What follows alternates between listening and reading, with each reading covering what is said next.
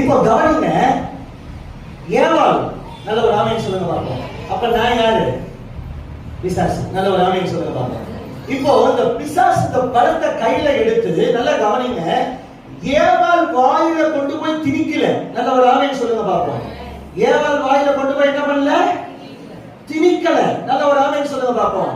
இது அழகா இருக்குது, இது நல்லா இருக்குது, இது சாப்பிட்டா டேஸ்டா இருக்கும்னு தான் சொல்லுச்சே ஒழிய திணிக்க முடியவில்லை. நல்ல ஒரு ஆமென் சொல்லுங்க பாப்போம்.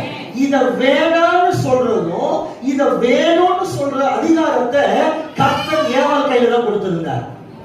புரிஞ்சுதுன்ற ஒரு ஆமென் சொல்லுங்க. நல்ல ஒரு அல்லேலூயா சொல்லுங்க பாப்போம். இப்ப நான் வந்து பிசாசுனா பிசாசு பூச்சாண்டி காமிக்கலாம். இது நல்லா இருக்கும், இதை எடுத்துக்கோ, இது பெஸ்டா இருக்கும், அது என்ன இருக்கும்னு இப்போ விஜய் தட்டி விடுமா? இத தட்டி விடுற அதிகாரத்தையும் ஆண்டவர் ஏவாள் கையில கொடுத்திருந்தாரு. வாங்கி சாப்பிடுமா? இத சாப்பிடுற அதிகாரத்தையும் ஆண்டவர் என்ன பண்ணாரு? ஏவாள் கையில கொடுத்திருந்தாரு. ஏவாள் என்ன பண்ணாங்க? சாப்பிட்டாங்க. அப்போ சாப்பிட்டதுனால பாவம் உள்ள வந்துருச்சு. நல்ல ஒரு அல்லேலூயா சொல்லுங்க பாப்போம். நல்ல ஒரு ஆமென் சொல்லுங்க பாப்போம்.